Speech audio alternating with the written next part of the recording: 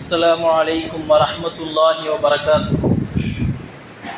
الحمد لله نحمده ونصلي على رسوله الكريم أما بعد فقد قال الله تعالى في القرآن العظيم والفرقان المجيد بعد أعوذ بالله من الشيطان الرجيم بفضل بسم الله الرحمن الرحيم. المال والبنون زينة الحياة الدنيا والباقيات الصالحات خير عند ربك ثوابا وخير أملا. صدق الله العظيم. அல்லாஹ்வினுடைய கிருபையால் இன்றோடு 12 தராவீகள் முடிவடைந்திருக்கிறது. ஏறத்தாழ குர்ஆனில் 15 ஜுஸூக்கள் இன்றோடு நிறைவு பெற்றது. நேற்றைய மகரிபிலிருந்து நாம் அல்லாஹ்வினுடைய மகஃபிரத்திற்கான 10 நாட்கள் ரமலானுடைய மாதத்திலே 2வது 10 நாம் நுழைந்து விட்டோம். முதல் 10 நாம் அல்லாஹ்வுடைய ரஹ்மத்தை கேட்டதை போன்று 2வது 10 நாம் அல்லாஹ்வுடைய மகஃபிரத்தை நாம் கேட்க வேண்டும். அல்லாஹும் மகஃபிர் லனா ஸுனூபனா வ ஹதாயானா குல்லஹா யா ரப்பல் ஆலமீன் என்கிற இந்த துஆவை நாம் இன்றைய 10 நாட்களில் நாம் அதிகமாக நாம் ஓதிக்கொள்ள வேண்டும். இன்றைக்கு ஓதப்பட்ட சூறாக்கள் பனி இஸ்ரயீல் ஆரம்பித்து அதற்கு பிறகு சூரா கஹ்ஃபினுடைய ஏறத்தாழ 3/4 ஜுஸு ஓதி முடிக்கப்பட்டது. கஹ்ஃபினுடைய பாதிக்கு மேல் இன்றைக்கு ஓதப்பட்டது. இன்றைக்கு ஓதப்பட்ட வசனங்களில் அல்லாஹு தஆலா பொருளாதாரத்தை குறித்து சொல்லி காட்டுகிறான். ஒரு மனிதன் எப்படி சம்பாதிக்க வேண்டும், எப்படி செலவு செய்ய வேண்டும் என்பதாக பொருளாதாரத்தை பற்றி அல்லாஹு தஆலா சொல்லி காட்டுகிறான். ஆரம்பமான ஒரு 4 ரக்காத்துகளில் அந்த ஆயத்து வந்தது. வலா தஜஅல் யதக மக்லூலத்தன் இலா உனுகிக. உங்களிடத்தில் யாராவது காசு கேட்டு வந்தாங்கன்னு சொன்னால் நீங்கள் கழுத்தில் கையை கட்டிக்கிட்டு காசு இல்லைன்னு சொல்லி உட்கார்ந்துடாதீங்க அப்படிங்கிறான் ஃபஸ்ட்டு. அடுத்து அல்லாஹ் சொல்கிறான் வலா தபுஸ்துஹா குல்லல் பஸ்தி. அல்லது காசு நிறையா இருக்குன்னு சொல்லி அள்ளி அள்ளி கொடுத்து உங்கள் காசை பூரா அள்ளி இறச்சிட்டு வீட்டுக்கு ஒன்றும் கொடுக்காமல் உட்காந்துக்காதீங்க அப்படிங்கிற 2வது. அடுத்து அல்லாஹ் சொல்கிறான் பதபுத மலூமம் மஹ்சூரா. நீங்கள் எதுவுமே காசு கொடுக்காம கையை கட்டிட்டு உட்காந்தாலும் நீங்கள் என்னங்க ஊருக்கு மத்தியில் நீங்கள் சபிக்கப்படுவீங்க, திட்டப்படுவீங்க. ஊராருக்கு மத்தியில் கஞ்சத்தனம் படுறாருன்னு சொல்லி திட்டப்படுவீங்க. அடுத்து அல்லாஹ் சொல்கிற வார்த்தை மஹ்சூரா. இருக்குன்னு நீங்கள் அள்ளி கொடுத்துட்டு வீட்டில் யாருக்கு கொடுக்காம உலகத்துக்கே நீங்கள் அள்ளி கொடுத்துட்டு உட்காந்தாலுமே சரி, மஹ்சூரா நீங்கள் கை சேதப்பட்டவர்களாக நீங்கள் இருப்பீங்கன்னு அல்லாஹ் தஆலா 2யும் சொல்லி காட்டுறான். உலகத்தில் பொருளாதாரத்துடைய விஷயத்தில் இது 2மே தவறு. நடுநிலையாக இருக்க வேண்டும். அதே போன்று இன்னைக்கு ஓதப்பட்ட சூரா கஹ்ஃபினுடைய ஒரு வசனம் இப்படி வந்தது. அல் மாலு வல் பனூன ஜீனத்துல் ஹயாத் துன்யா. உலகத்தினுடைய அந்த மால் செல்வங்கள் இருக்க காசு பணம் எல்லாம் ஜீனத், ஒரு உங்களுக்கு உலகத்தில் உள்ள அலங்காரம் அப்படிங்கிற அல்லாஹ் தஆலா. இது ஒரு இடம். அதே இடத்துல இன்னொரு இடத்துல அல்லாஹ் தஆலா எப்படி சொல்கிறான், காசு நிறையா வச்சிருந்து வீணா செலவு செஞ்சு ஆட்டம் போட்டவன் அல்லாஹ் தஆலா இறுதி முடிவை ரொம்ப கேவலமாக ஆக்கி அல்ல உலகத்தை விட்டு அழிச்சுட்டான்னு வந்துச்சு. அதுவும் இன்னைக்கு தான் ஓதணும். ஆனால் அக்ஸரு மின்க மாலம் ஆசு நஃபரா என்கிற இந்த வசனம் வந்துச்சு. அதனால் இன்னைக்கு பொருளாதாரத்தை குறித்து இன்னைக்கு நிறையா விஷயம் சொன்னனால நாம் பொருளாதாரத்தை பற்றி நாம் இன்றைய சிந்தனைக்கு, நாம் இன்றைய தராவியின் சிந்தனைக்கு நாம் எடுத்துக்கொள்வோம். அன்பிற்குரியவர்களே, செல்வம் என்றால் என்ன? பொதுவாக செல்வந்தர்கள் என்று யாரை சொல்லுவோம்? அதாவது அரபிகளுடைய பழக்கப்படி செல்வந்தர்கள் யாருன்னு சொன்னால் காசு பணம் வச்சிருக்கிறவங்க ஒன்று. இன்னொருத்தவங்க யாருன்னு சொன்னால் வெள்ளி தங்கம் இது மாதிரி ஆபரணங்கள் வச்சுருக்கவங்க 2வது.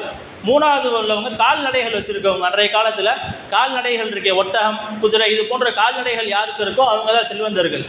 கால்நடை ஒருத்தர் ஒட்டகத்துக்கு உரிமையாளராக இல்லைன்னு சொன்னால் அவர் என்னங்க செல்வந்தருடைய பட்டியலில் வர முடியாது. குர்ஆனில் 2 வார்த்தை வருது. 2மே 2 வார்த்தைக்கு முரண்பாடாக இருக்குது. ஒரு வார்த்தை எப்படி வருது, அல்ல ஒரு இடத்துல எப்படி சொல்கிறான், இன்னமா அம்பாலுக்கும் அவுலாதுக்கும் ஃபித்னா. உங்களுடைய காசு பணம் இருக்கே உங்களுக்கு ஃபித்னா, சோதனைங்கிறான். இன்னொரு இடத்துல இன்னைக்கு ஓதுன வசனத்துலலாம் இப்படி சொல்கிறான், அல் மாலு வல் பனூன ஜீனத்துங்கிறான், அலங்காரம்ங்கிறான். என்ன அங்கே பார்த்தா அலங்காரம் இருக்கு, இங்கே பார்த்தா சோதனை இருக்கே இப்படின்னு கேட்டால், அல்லாஹ் சொன்ன வழியில் ஷரியத்தினுடைய முறையில் நாம் சம்பாதித்து ஹலாலான வழியில் அதை நம்ம செலவு செய்வோமே ஆனால் அது நமக்கு என்னங்க ஜீனத்தாயிரும்.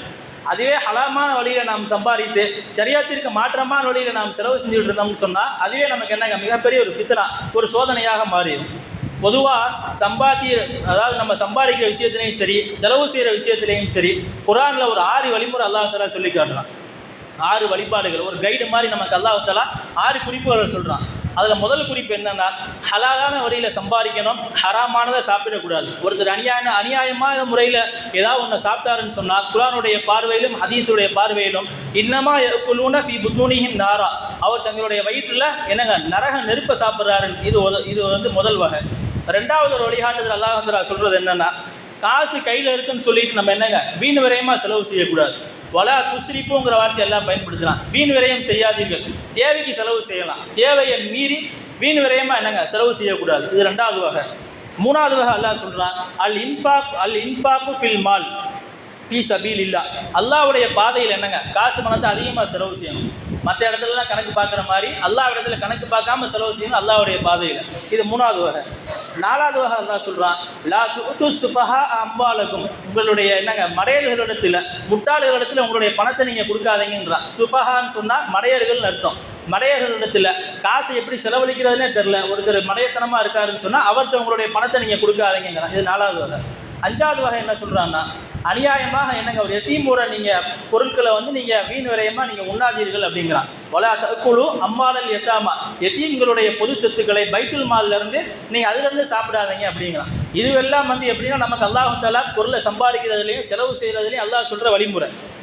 சரி, பொதுவாக இந்த நம்ம செல்வத்தை சேர்க்கலாமா அப்படின்னு கேட்டால் சேர்க்கலாம், ஜாயிஸ். ஏன்னா அல்லாஹ் தஆலாவே குர்ஆனில் சொல்கிறான், மனிதன் இருக்கானே, ஒரு மனிதன் காசு பணத்தின் மீது அவ்வளோ முகப்பத்தாக இருப்பான். எந்த அளவுக்குன்னு சொன்னால், ஒரு ஹிப்பூனல் மால ஹுப்பன் ஜம்மா. அல்லாஹ் தஆலா சொல்கிறான், ஒரு ரொம்ப பிரியமாக இருப்பான். ஜம்மான்னு சொன்னால் ரொம்ப ஒட்டி இருக்குது. காசு பணத்தோடு ஒரு மனிதனுடைய கல்பு இருக்கே ரொம்ப ஒட்டி இருக்கும் அப்படிங்கிற அல்லாஹ். ரெண்டாவது இடத்துல அல்லாஹ் சொல்கிறான், வ இன்னஹு லிஹுப்பில் கைரி லஷதீத். இந்த இடத்துல கைரை கொண்டு நோக்கம் என்னங்க, காசு பணம் தான். காசு பணத்தின் மீது கடுமையாக பிரியம் வைத்திருக்கிறான்னு சொல்கிறான் அல்லாஹ் தஆலா. எனவே காசு பணத்தை சேர்ப்பது நம்ம இடத்துல ஜாயிஸ். அதே போன்று ஸல்லல்லாஹு அலைஹி வஸல்லம் சொன்னாங்க, நிஅமல் மாலு ஸாலிஹு லிர்ரஜுலி நிஅமஸ் ஸாலிஹ். அதாவது சாலிஹான சம்பாத்தியத்தில் உள்ள ஒரு நல்ல காசு இருக்கு, சாலிஹான மனிதனுக்கு நல்லதுன்னாங்க. அப்படின்னா என்னங்க, ஒருத்தர் ஹலாலான முறையில் லட்சக்கணக்கில் சம்பாதிச்சாலும் சரி, கோடிக்கணக்கில் சம்பாதிச்சுட்டு இருந்தாலும் சரி, வச்சிருப்பது ஜாயிஸ்னாங்க. அதே போன்று தான் இன்னொரு சம்பவம், சாத் இப்னு அபி வக்காஸ் ரலியல்லாஹு அன்ஹு பிரபலமான சஹாபி. அவங்க நோய்வாய்ப்பட்டு இருக்காங்க. வஃபாத் ஆகிறதுக்கு முன்னாடி நாயகம் ஸல்லல்லாஹு அலைஹி வஸல்லம் அவங்களை கூப்பிட்டு சொல்கிறாங்க, வஃபாத் ஆகிற நிலைமையில் அவங்க நினச்சிக்கிட்டாங்க. ஆனால் அந்த நேரத்தில் அவங்க வஃபாத் ஆகலை, ஒரு நோய்வாய்ப்பட்டிருக்காங்க, அவ்வளோதான். ஸல்லல்லாஹு அலைஹி வஸல்லம் வர்றாங்க, பார்த்துட்டு என்னப்பா இருந்துச்சுன்னு கேட்குறாங்க. நோய்வாய்ப்பட்டிருக்கேன்னு நான் சொல்லிட்டு திருப்பி சொல்கிறாங்க, என்கிட்ட பைத்துல் மால் என்னுடைய சொத்து நிறையா சொத்து இருக்குது, அதை நீங்கள் என்னங்க அப்படியே நீங்கள் இந்த இஸ்லாத்துக்காண்டி நான் கொடுக்குறேன், வக்ஃப் செய்கிறேன், அப்படியே எடுத்துக்கங்கன்னாங்க. ஸல்லல்லாஹு அலைஹி வஸல்லம் சொன்னாங்க, உங்களுக்கு ஒரு புள்ள இருக்குது, அந்த பிள்ளைக்கு நீங்கள் கொடுங்க, ஒட்டுமொத்தமாக நீங்கள் இஸ்லாத்துக்கு கொடுக்க வேணாம் அப்படின்னாங்க. இதை கேட்டு சாத் இப்னு அபி வக்காஸ் சொன்னாங்க, பேசிக்கிட்டே இருந்தாங்க, முடியல. கடைசியாக சொன்னாங்க, 3/1 நான் தர்றேன், அந்த 3/1 என்னங்க இஸ்லாத்துக்காக நீங்கள் எடுத்துக்கங்கன்னு சொன்னாங்க. ஸல்லல்லாஹு அலைஹி வஸல்லம் வாங்கிட்டு அந்த ஒரு பங்கை வாங்கிட்டு திருப்பி சாத் இப்னு அபி வக்காஸ்ட்ட சொன்னாங்க, நீங்கள் என்னங்க மிகப்பெரிய ஒரு உதவி செஞ்சுருக்கீங்க இஸ்லாத்துக்கு மேலேன்னு சொல்லிட்டு, இதன் மூலியமாக நமக்கு ஒரு செய்தி தர்றாங்க. என்னென்னா, அதாவது நீங்கள் வஃபாத் ஆகிறதுக்கு பின்னாடி உங்களுடைய வாரிசை யாரிடத்திலும் யாசகம் கேட்கும் அளவிற்கு நீங்கள் விட்டு போய்விடாதீர்கள், அவர்களுக்கேனும் ஏதாவது ஒரு சொத்தை நீங்கள் வச்சுட்டு போங்கன்றாங்க ஸல்லல்லாஹு அலைஹி வஸல்லம். இந்த ஹதீஸ்லேருந்து தெரியுது. மேல் சொன்ன ஹதீஸ், நிஅமல் மாலு ஸாலிஹ் வ நிஅமர் ரஜுலு ஸாலிஹ், நல்ல மனிதனுக்கு நல்ல காசு நல்லதுன்ற இந்த ஹதீஸும் சரி. அதே போன்று கீழ் சொன்ன சாத் இப்னு அபி வக்காஸ், இந்த ஹதீஸ்லேருந்து நமக்கு தெரிகிறது என்னென்னா, காசு பணத்தை சேர்க்கலாம், ஒரே ஒரு நிபந்தனை, ஷரியத்து சொன்னபடி சம்பாதிக்கணும். அல்லாஹ் என்னங்க செலவிடுற சொல்ல இடத்துல நம்ம செலவழிச்சிடணும், அதுதான் நிபந்தனை. பொதுவாக பணக்காரர்களை பற்றி ஹதீஸில் வரும்போது அல்லாஹ் நபி ஸல்லல்லாஹு அலைஹி வஸல்லம் சொல்லி காட்டுறாங்க, தாலிக பதுலுல்லான்னு சொல்கிறாங்க, அது அல்லாஹ்வுடைய பதுலுங்கிறாங்க. ஒரு நமக்கெல்லாம் தெரியும், சஹாபாக்கள், ஏழை சஹாபாக்கள் இருந்தாங்க, பணக்கார சஹாபாக்கள் இருந்தாங்க. இந்த பணக்கார சஹாபாக்களை பார்த்து ஏழை சஹாபாக்கள் பொறாமப்பட்டாங்க. நாங்களும் அவங்கள மாதிரி நோன்பு வைக்கிறோம், தொழுகிறோம், எல்லாமே செய்கிறோம், ஜிஹாதுக்கு போகிறோம், எல்லாம் செய்கிறோம், எல்லா நன்மையும் அவங்களுக்கு எனக்கு வருது. சதக்கா செய்கிற விஷயத்தில், தர்மம் செய்கிற விஷயத்தில் காசு பணம் அவங்கள்ட்ட இருக்குது, அவங்க அதிகமாக தர்மம் செஞ்சிடறாங்க. எங்கள்கிட்ட காசு பணம் இல்லையே, நாங்கள் எப்படி தர்மம் செய்கிறதுன்னு கேட்டாங்க. இந்த நன்மையை நாங்கள் எப்படி அடையிறது? ஸல்லல்லாஹு அலைஹி வஸல்லம் சொன்னாங்க, சுப்ஹானல்லாஹ் 33 தடவை, அல்ஹம்துலில்லாஹ் 33 தடவை, அல்லாஹ் அக்பர் 34 தடவை ஓதுங்க, அந்த நன்மையை நீங்களும் அடைச்சிக்கிங்கன்னாங்க. சரின்னு சொல்லி இவங்களும் ஓத ஆரம்பிச்சிட்டாங்க. அவங்க பார்க்குறாங்க, யார் பணக்கார சஹாபாக்கள் பார்க்குறாங்க, இதென்ன புதுசாக நம்ம ஓதிக்கிட்டு இருக்காங்கன்னு சொல்லி விசாரிக்கும் போது கூட ஒருத்தர் சொல்கிறாரு, நீங்கள் காசு பணத்தை செலவழிக்கிறீங்க, அதுக்கு பதிலாக ஸல்லல்லாஹு அலைஹி வஸல்லம் இந்த மாதிரி தஸ்பீஹாத் ஓத சொன்னாங்க, நாங்கள் ஓதி அந்த நன்மையை பெற்றிருக்கோம்னு சொல்லி சொல்கிறாங்க. இதை கேட்டு அந்த சஹாபாக்கு அவங்க ஒரு தஸ்பீஹாத்தை தூக்கிட்டாங்க, அவங்களும் ஓதுறாங்க, சுப்ஹானல்லாஹ் அல்ஹம்துலில்லாஹ் அல்லாஹ் அக்பர், அவங்களும் ஓத ஆரம்பிச்சிட்டாங்க. இந்த ஏழை சஹாபாக்கு நேராக திருப்பி ஸல்லல்லாஹு அலைஹி வஸல்லம் போகிறாங்க, யார் ரசூலுல்லாஹ் நீங்கள் ஓத சொன்னீங்க, நாங்கள் ஓதணும், இப்போ என்னோட அவங்களும் பார்த்தா அவங்களும் இதை விட இதுக்கு மேலே அவங்களும் சுப்ஹானல்லாஹ் அல்ஹம்துலில்லாஹ் தஸ்பீஹாத்துக்கு ஆளாளுக்கு ஓதிக்கிட்டு இருக்காங்க, இதை விட நம்ம அவங்களும் அதிகமாக சம்பாதிச்சுலாம்னு ஸல்லல்லாஹு அலைஹி வஸல்லம் சொன்னாங்க. தாலிக ஃபதுலுல்லாஹ், ஃபதுலை கொண்டு முறாது காசு பணம், காசு பணம் இருக்கே, தாலிக ஃபதுலுல்லாஹ் யுக்திஹி மையஷா, அல்லாஹ் தன் நாடியவர்களுக்கு கொடுப்பான் என்பதாக ஸல்லல்லாஹு அலைஹி வஸல்லம் சொல்லி காட்டினார். ஆக இந்த ஹதீஸில் நமக்கு தெரிய வர்றது என்னன்னா, அல்லாஹ் தஆலா கொடுத்த வஸ்துக்களிலிருந்து நாம் நல்ல முறையில் சம்பாதித்து நல்ல முறையில் செலவழிப்போமையானால் அது உண்மையிலுமே என்னங்க பாராட்டுக்குரிய விஷயம்தான். நான் மொத்தம் 5 வகை சொல்லியிருக்கேன். 6வது ஒரு வகை இருக்குது. அல்லாஹ் தஆலா அதையும் குர்ஆனில் சொல்கிறான், ஃபமின்கும் மை யப்கல் வமை யப்கலு ஃபஇன்னமா யப்கலு அன் நஃப்ஸி. அதாவது 6வது விஷயம் என்னன்னா கஞ்சத்தனம் பண்ணுறது. ஃபமின்கும் மை யப்கல், உங்கள்கிட்ட சில பேர் இருப்பாங்க கஞ்சத்தனமாக இருப்பாங்க. ஒமை யப்கலு ஃபஇன்னமா யப்கலு அன் நஃப்ஸி, அவர் கஞ்சத்தனம் பண்ணுறது என்னங்க, யப்கலு அன் நஃப்ஸி, தனக்குத்தானே கஞ்சத்தனம் பட்டுக்கிறாருன்னு அல்லாஹ் சொல்கிறான். உண்மையாலுமே அப்படி தான் இருப்பாங்க. நீங்கள் கஞ்சத்தனம் பண்ணுறவங்கள போய் பாருங்கள், அடுத்தவங்களுக்கு செலவு பண்ணுறது இல்லை, அவர் செலவு பண்ணுறதுக்கு யோசிப்பார். அவர் நல்ல ஆடை உடுத்த மாட்டார், நல்ல சாப்பாடு வாங்கி சாப்பிட மாட்டார், தனக்குத்தானே கஞ்சத்தனம் பட்டுக்கிட்டு இருப்பார். குர்ஆன்ல அதான் சொல்கிறான். கஞ்சத்தனம் இருக்க பல சிக்கலை உண்டு பண்ணி விட்டுரும். சமுதாயத்து மத்தியில் கெட்ட பேரை உண்டு பண்ணிடும், குடும்பத்துக்கு மத்தியிலையும் கெட்ட பேரை உண்டாக்கிடும். அல்லாஹ் பாதுகாக்கணும். ஸல்லல்லாஹு அலைஹி வஸல்லம் துஆ சொன்னாங்க, அல்லாஹும்ம இன்னா நஊது பிக மினல் ஜுப்னி வல் புகுல், கஞ்சத்தனத்தை விட்டு நான் இடத்துல பாதுகாப்புன்னு ஸல்லல்லாஹு அலைஹி வஸல்லம் துஆ செஞ்சாங்க. இன்றைக்கி ஒரு சில பெரியவங்கள்ட்ட அந்த கஞ்சத்தனம் வந்துருச்சு. அதுக்கு உதாரணமாக அல்லாமா அபுல் அஸ்வத் அத்-தஹனவின்னு சொல்லி ஒரு பெரியவர் இருந்தார். ரொம்ப பெரியவர் தான், அல்லாமா தான். என்ன செய்கிறது, அல்லாஹ் தஆலா கஞ்சித்தனத்தை கொடுத்துட்டான். கஞ்சித்தனமாகவே இருப்பார். தன்னுடைய மகனை கூப்பிட்டு சொல்கிறாரு, நீ வந்து ஏழைகளுக்கு நீ உதவி செய்யாத அப்படிங்கிறார். அவர் மையன் ஏன் தான் அப்படி சொல்கிறீங்க, ஏன் உதவி செய்யக்கூடாதுன்னு கேட்கும்போது அவர் சொல்கிறாரு, அல்லாவுடைய தகுதியில் அவன் வந்து பணக்காரன் ஆள் இருந்து அல்லாவே கொடுத்துருப்பான், அல்லாவே கொடுக்க நீ எதுக்கு அவருக்கு உதவி செஞ்சுக்கிட்டு இருக்க, தத்துவமே முதல்ல தப்பு, இப்படி சொல்லவே கூடாது. சரின்னு சொல்லிட்டு விட்டுட்டாரு. அப்படியே ஒதுங்கியாச்சு. இப்போ அடுத்து ஒரு நாள் உட்காந்து சாப்பிட்டுக்கிட்டு இருக்கார். நல்ல அற்புதமான சாப்பாடு முன்னாடி இருக்க வச்சு சாப்பிட்டுக்கிட்டு இருக்கார். ஒரு மனிதர் அங்கேருந்து வர்றாரு. இவர்கிட்ட போய் கேட்போம், இவர்கிட்ட போய் கேட்டால் ஒன்றுமே கிடைக்காது, ஆக கஞ்சத்தனமானவர்னு சொல்லி கேட்க வர்றவருக்கும் தெரியும். இருந்தாலும் சரி பேசி பார்ப்போம், ஏதாச்சும் ஒன்று கிடைச்சா சாப்பிட்டு போயிடலான்னு நினச்சிட்டு வர்றாரு. வந்து அங்கேருந்து வெளியே வந்து நிற்கிறாரு. இவர் உள்ளே உட்காந்துருக்காரு. அங்கே இருந்துட்டு அஸ்ஸலாமு அலைக்கும் ரஹ்மத்துல்லாஹ் அப்படிங்கிறாரு. இவர் இங்கே உட்காந்துக்கிட்டு சலாம் சொன்னால் வார்த்தை வேஸ்ட்டாக போய் நினச்சாரு என்னன்னு தெரியல. இப்படி மண்டையை ஆடுறாரு. ஆட்டிட்டு அடுத்தவர் கேட்குறாரு, என்ன மண்டையாட்டிட்டு விட்டாரு, நம்ம ஏதாவது திருப்பி பேச்சு கொடுக்கணும், பேச்சு கொடுத்தா தான் அவர் கூப்பிட்டு வச்சு சாப்பிடுங்கன்னு சொல்லுவாருன்னு சொல்லிட்டு அதுக்கு ஆசைப்பட்டு திருப்பி பேச்சை வளர்க்க ஆரம்பிக்கிறார். பேச்சை வளர்த்து எப்படியா நம்ம இவர்கிட்ட உட்காந்து தட்டில் சாப்பிடணும்னு பிளானோட அவர் வெளியே நிற்கிறார். என்ன சொன்னாலும் இவர் உள்ளே வரக்கூடாதுன்னு சொல்லி பிளானோட இவர் உட்காந்துருக்காரு. 2 பேரும் முடிவோடு இருக்காங்க. அவர் அங்கே இருந்துட்டு சொல்கிறாரு, நான் அங்கிட்டு போனேனே, உங்கள் வீட்டு வழியாக வந்தேன், உங்களுடைய மனைவியை பார்த்தேன் அங்கே இருந்தாங்களே. அவர் ஆமாம் அங்கே தான் இருந்தாங்க. எவ்வளோ ஒரு நளினமாக பேசுனா உள்ளே வந்து உட்காந்துக்குவாங்க நினச்சிட்டு அவ்வளோ கடுமையான வார்த்தை. ஆமாம் அங்கே தான் இருந்தாங்க. இப்போ உங்கள் மனைவி மாசமாக இருந்தாங்களே, குழந்தை பிறந்துருச்சாங்களே. மாசமாக இருந்தால் குழந்தை பிறக்க தானே செய்யும், எதுக்குமே வழி இல்லை, வாங்கன்னு கூப்பிட மாட்டுறாரு. அடுத்து அவர் சொல்கிறார், உங்களுக்கு உங்களுக்கு வந்து 2மே உங்களுக்கு ஆண் குழந்தை பிறந்திருக்காங்க. அப்படியா, சரி அப்படின்றார். 2மே ஆண் குழந்தை பிறந்திருக்காங்க, ட்வின்ஸ் 2மே 2 குழந்தையாக பிறந்திருக்காங்களா. அவர் ரொம்ப அசால்ட்டாக சொன்னார், அவங்க அம்மாவும் அப்படி தான் பெற்றா. யார், அந்த பொண்ணோட அம்மா, அவரோட மாமியாவை சொல்கிறார், அவளும் 2 குழந்தையாக தான் பெற்றா, அதே மாதிரி தான் இவரும் பெக்கிறா போல. சரி இருக்கட்டும் பரவாயில்ல, உள்ளே வர்றதுக்கான சாத்தியமே இல்லை, அவர் விடுற மாதிரி தெரியல. திருப்பி அவர் ஆரம்பிக்கிறார், 2 குழந்தையில ஒரு குழந்தை மௌத்தா போச்சான் அப்படிங்கிறார்.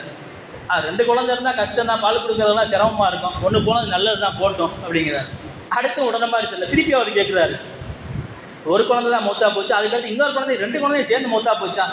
சரி அந்த சகோதரர் போன கவலையில் எந்த குழந்தையும் போயிடுச்சு போல, சரி கொடுங்க பரவாயில்ல அப்படின்றார். இவர் உள்ளே சாப்பிட கூப்பிட்ற மாதிரி தெரியல. அவர் முடிவு பண்ணிட்டு ஸ்ட்ரெயிட்டாக மேட்ரிக்கே வந்துடுவோன்னு சொல்லி பாயிண்ட்டுக்கு வந்துட்டார். உங்கள் வீட்டில் சாப்பாடுலாம் அவ்வளோ ருசியாக இருக்குமாம்ல அப்படின்னு கேட்குறாரு. அவர் சொன்ன பதில், அதனால தான் நான் யாரையும் கூப்பிட்றதில்ல, தனியாகவே உட்காந்து சாப்பிட்றேன் அப்படின்னார்.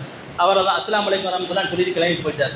பெரியவங்கள்ட்டையுமே என்னங்க கஞ்சத்தனம் எனக்கு நிறையா பேர்த்துட்டு வந்துருச்சு. எல்லாம் பாதுகாக்கணும். நான் முன்னாடி சொன்னதை போன்று தான், நல்ல வழியில் சம்பாதிக்கணும், ஹராமான வழியில் சம்பாதிக்கக்கூடாது, ஹலாலான வழியில் சம்பாதிக்கணும். உண்மையிலேயே ஹலாலான வழியில் சம்பாதித்து நம் செலவு செய்வதும் ஹலாலான முறையில் இருந்துச்சுன்னா குர்ஆனுடைய பார்வையிலும் ஹதீஸுடைய பார்வையிலும் அந்த செல்வம் உண்மையாக பாராட்டுக்குரியது தான். அல்லாஹ் ஜல்ல ஷானஹு வ தஆலா நம்மளுடைய வருமானங்களை ஹலாலாகவும் அதே போன்று நம்மளுடைய செலவினங்களையும் அல்லாஹ் தஆலா ஹலாலான வகையில் ஆக்கியத்தருள் புரிவானாக.